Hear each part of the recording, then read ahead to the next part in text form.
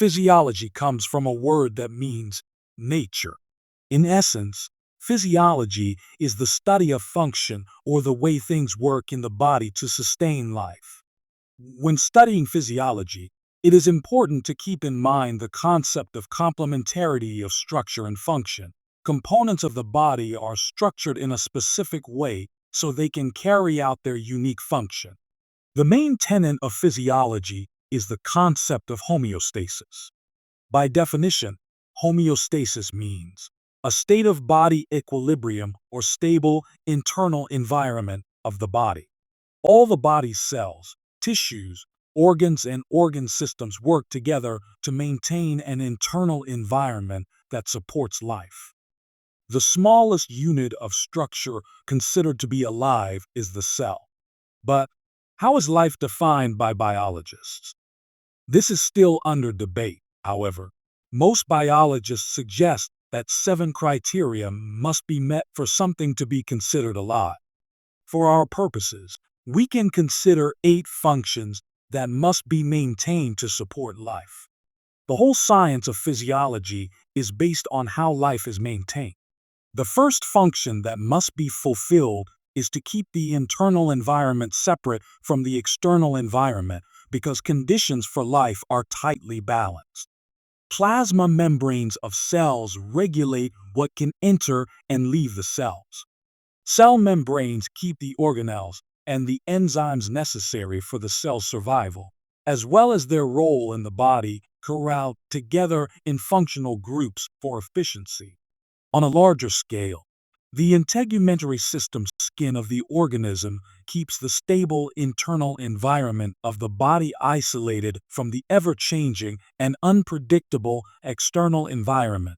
Both microscopic plasma membranes and the largest organ of the body provide a protective, life-sustaining function.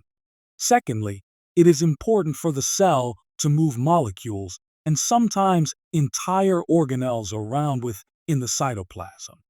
Sometimes this occurs over long distances, such as moving packets of neurotransmitters from the cell body where they are produced to the axon terminal where they are stored and released.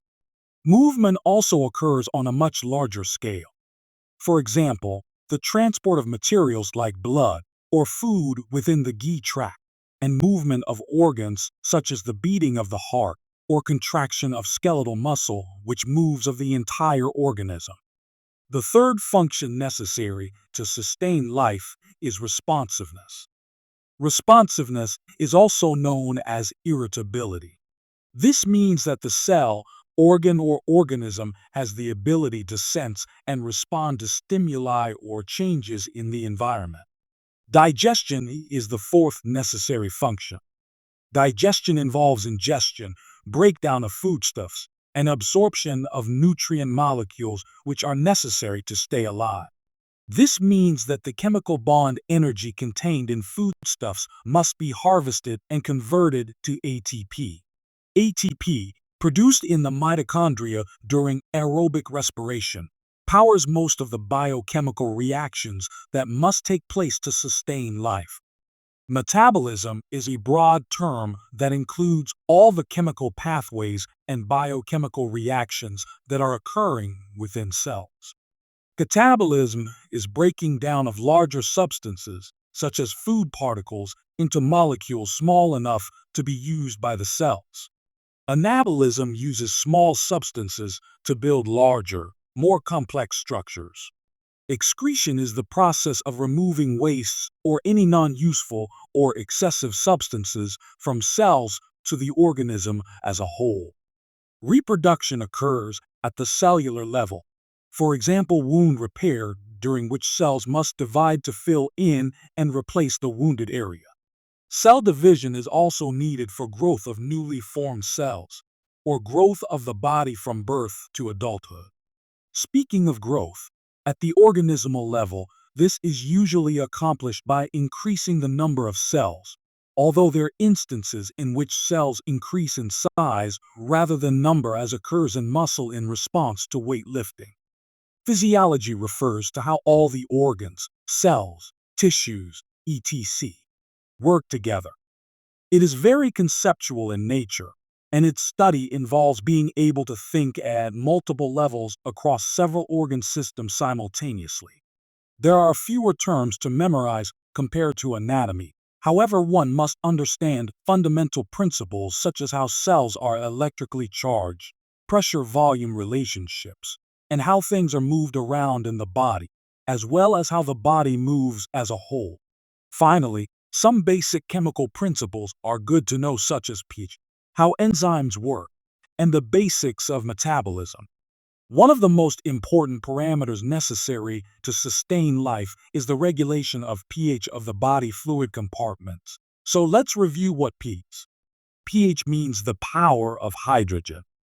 The pH scale is based on the number of hydrogen ions in solution. The more hydrogen ions, the more acidic the solution.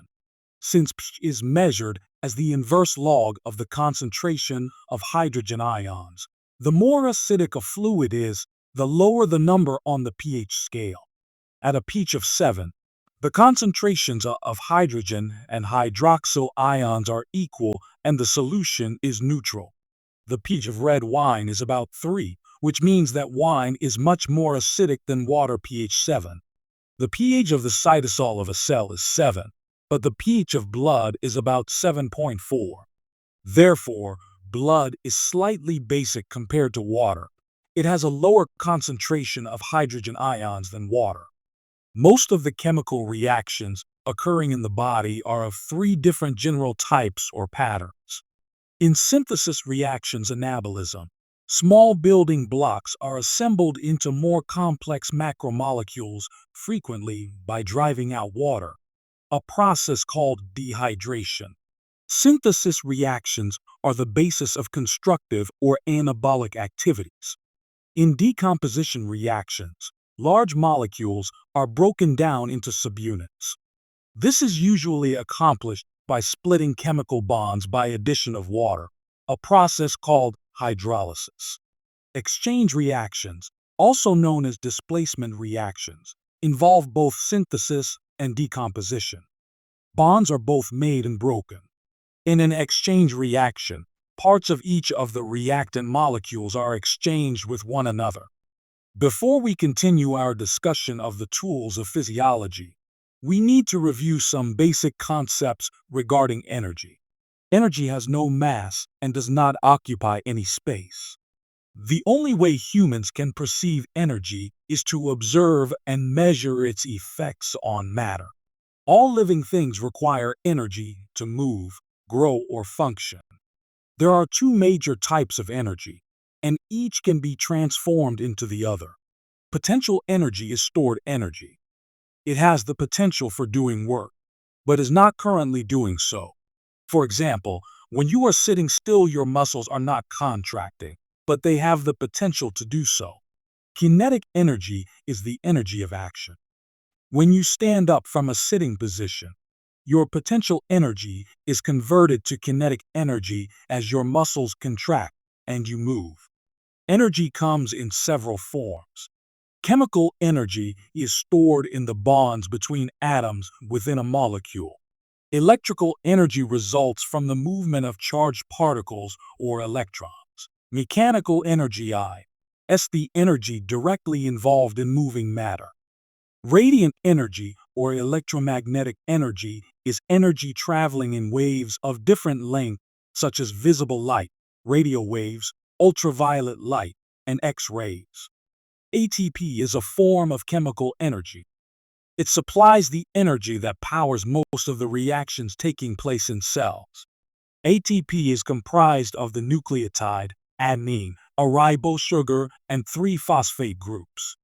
Notice in the picture on the left that the last 2 phosphate groups are connected by a wavy red line. The wavy line represents a high-energy bond. When this bond is broken and a phosphate group is attached to a protein, the protein changes shape. This shape change is what makes the protein do a specific type of work, such as transporting ions or molecules across cell membranes, making muscle cells shorten, which creates movement, or driving energy-absorbing chemical reactions. Enzymes are globular proteins that behave in the body like catalysts. Catalysts make chemical reactions proceed much more quickly than they would if the reactants were left on their own.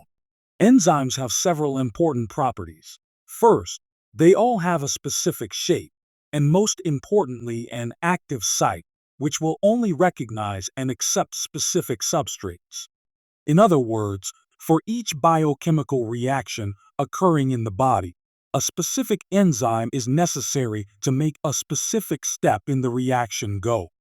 Second, enzymes make reactions take place at incredible rates, on the order of thousands of times per second, and at body temperature. This speed is necessary to sustain life. Enzymes are not used up in reactions. They bring the reactants together. To make reactions proceed, energy must be applied. This energy can be kinetic, like when you stir sugar into water, or thermal, like turning up the heat. Enzymes lower the amount of energy referred to as activation energy that is required to make the reaction go. We all know that if we want sugar to dissolve in water quickly, we can just turn up the heat. Boiling water is fine in a pan, but living organisms cannot raise their body temperature more than several degrees without serious consequences. Raising body temperature several degrees above normal denatures enzymes. Denaturation means that the enzyme has lost its specific shape and can no longer bind to the substrate S. Another factor that can affect how efficiently enzymes can work is pH. Different types of enzymes function best within a narrow pH range. For example, most digestive enzymes work best catalyze reactions the fastest at around pH 7. Pepsin in the stomach works best at the pH of gastric juice, which is around 2.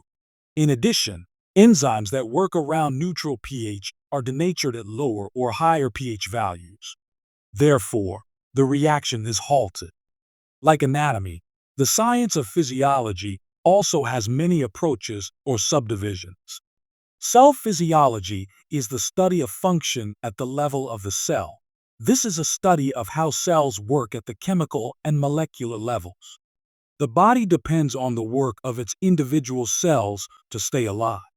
Special physiology is the study of the workings of specific organs: lung, brain, heart, etc. Systemic physiology is the study of all the functional aspects of specific organ systems. For example, cardiovascular physiology is concerned with the function of the heart, blood, and blood vessels. Renal physiology is concerned with how the kidneys make urine and balance fluid, electrolytes, blood pH, etc. And neurophysiology is how the brain, nerves, and sense organs carry out their role to receive, process, and respond to stimuli. Pathologic physiology is the study of the effects of disease on organs or organ system functions. Our discussion of requirements for life brings us to the next concept, which has to do with how those requirements are maintained. Homeostasis is a term used to describe the body's ability to maintain relatively stable internal conditions, even though the outside world changes continuously, and often in an unpredictable manner. Homeostasis refers to a dynamic equilibrium or balance between all the cells of the body as they make continuous adjustments in response to changing internal and external situations. It is this concept of homeostasis that is the foundation of physiology. Reciprocal communication between the body's component parts is essential for homeostasis. The nervous and endocrine systems adjust the activities of multiple organ systems in response to the demand or change put on the body. Although all organ systems play their role in maintaining homeostasis, the nervous and endocrine systems are the ultimate regulators. The nervous system uses electrical impulses that are extremely rapid, very specific, and short-term in action. The endocrine system releases blood-borne chemical messengers called hormones, which circulate throughout the body, contacting virtually every cell. Endocrine responses are slow in onset and longer in duration compared to those of the nervous system. Homeostatic control mechanisms have three interdependent components. The receptor senses the environment and responds to changes called stimuli. The sensor then sends this information input to a control center. Input flows from receptor to control center along the afferent pathway. The control center is where processing and integration take place. The control center determines the set point, which is the level or range at which the variable being regulated should be maintained. The input is analyzed, and then the appropriate response is made. Information flow from the control center to the effector is called the efferent pathway. The effector responds to the commands of the control center and produces the appropriate response. The result or outcome of the response then feeds back to influence the stimulus either by decreasing it negative feedback or increasing it positive feedback. Homeostatic mechanisms are illustrated as feedback loops. The variable, no matter what it is held within a very narrow range for normal function. For example, blood pH is held between 7.35 and 7.45. Anything above or below this narrow limit means that the blood pH is out of homeostasis, and the body must respond appropriately to bring it back into the normal range. This is why the variable is shown balanced on a teeter-totter. Remember that information traveling along the afferent pathway approaches the control center for afferent. For approaches, and information leaving the control center travels along the efferent pathway E for efferent, E for exits. Let's look at how the body maintains internal body temperature despite large fluctuations in environmental temperature. This is an example of negative feedback. Most homeostatic mechanisms work via negative feedback. These are operating all the time. Positive feedback is used mainly for emergency, life-threatening situations. In our example of negative feedback, normal internal body temperature is about 37 off. If body temperature increases, the receptor sends this information to the brain control center. The brain then directs the appropriate organs of the body to act.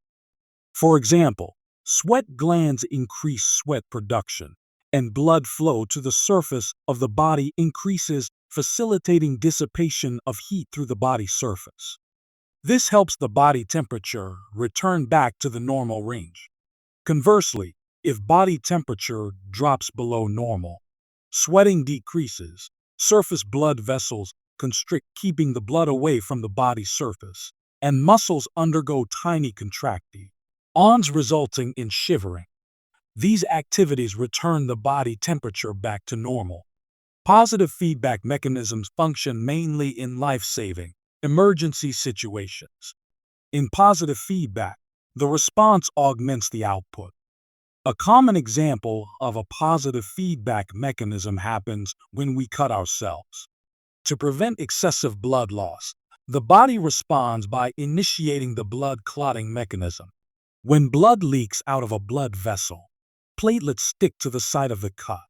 They release chemical messengers that attract more platelets that release more chemicals which attract additional platelets, ultimately forming a clot.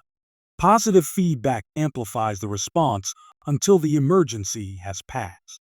After formation of the clot, the feedback loop is turned off and the clot is eventually dissolved after the vessel has healed. Certainly, you wouldn't want the clotting mechanism to continue, or clots could form throughout many blood vessels, leading to death. Disease is the result of homeostatic imbalance.